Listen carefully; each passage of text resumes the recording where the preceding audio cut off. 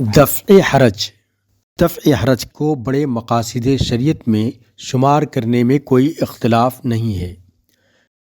مقاصد کے موضوع پر لکھی گئی کوئی بھی ایسی کتاب نہیں ہے جس میں اس مقصد سے واقف نہ کرایا گیا ہو اور اس کو اہمیت نہ دی گئی ہو۔ شاہ صاحب کی تحریر میں متعدد مقامات پر اس سے متنبہ کیا گیا ہے، جیسے مسواک سے متعلق جو روایت وارد ہوئی ہے اس کی تشریح کرتے ہوئے شاہ صاحب نے اس کا تذکرہ کیا ہے،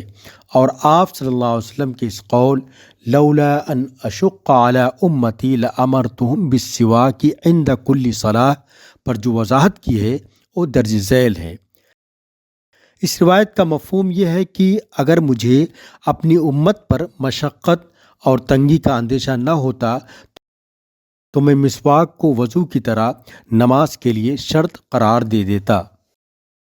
اور اس اسلوب میں بہت سی حدیثیں وارد ہوئی ہیں جو اس بات کی واضح دلیل ہیں کہ شرعی احکام کی توجیہ میں آپ صلی اللہ علیہ وسلم کا اجتہاد معتبر سمجھا جاتا ہے، اور اس طرح کی روایتیں مقاصد سے مربوط ہوتی ہیں، اور دفع حرج کا شمار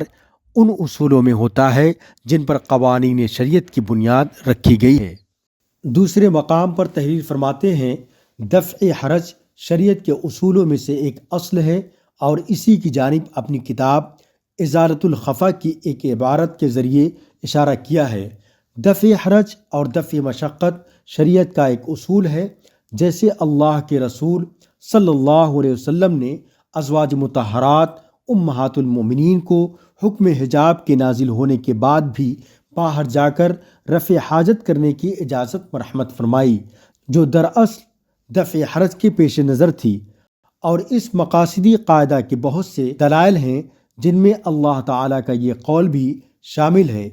ما یرید اللہ لیجعل علیکم من حرج ولکن یرید لیطہرکم ولیتم نعمتہ علیکم۔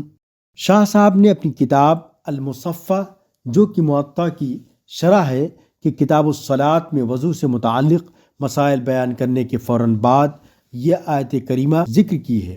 پھر یہ تحریر کیا ہے کہ آیت کریمہ پٹی، پلاسٹر اور زخم پر ڈریسنگ کیے جانے کی صورت میں مسح کرنے کے لیے اصل کی حیثیت رکھتے ہیں۔ اسی طرح اسی آیت کریمہ کی بنیاد پر پلاسٹر کے مقام سے وضو کی شرط ساقط کر دی گئی ہے، اور وہ شخص جسے پیشاب کے قطرے بار بار ٹپکتے ہوں اس کے لیے بھی وضو کی شرط اس آیت کی بنیاد پر ساقط کر دی گئی ہے۔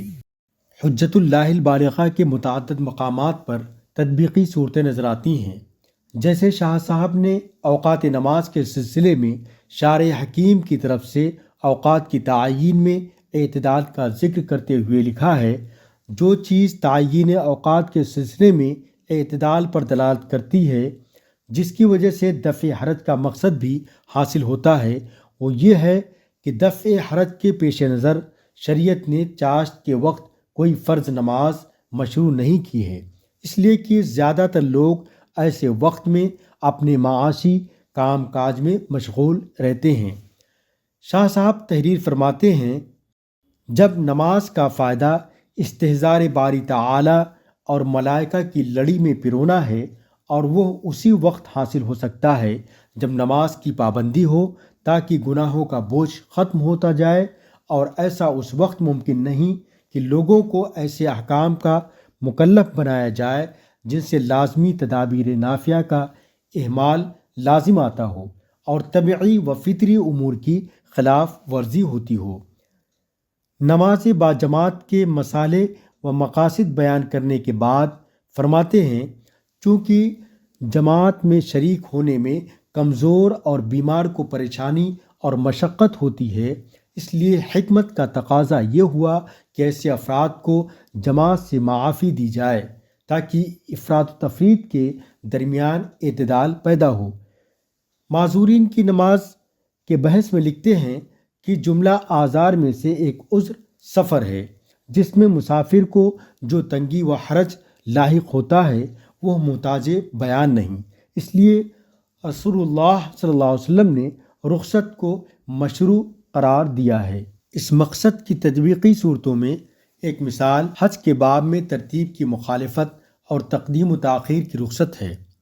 جیسے یہ فتویٰ دیا گیا کہ اگر کوئی شخص قربانی سے پہلے حلق کر لے یا رمی سے پہلے قربانی کر لے یا شام کے بعد رمی کرے یا حلق سے پہلے طواف افاضہ کر لے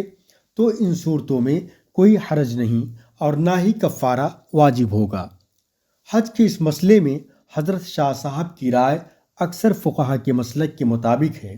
لیکن اس میں اختلاف کی بنا پر اس نوعیت کی بات پیش آئے تو اہل فتویٰ سے رجوع کر لیا جائے۔ اسی طرح شاہ صاحب نے خرص،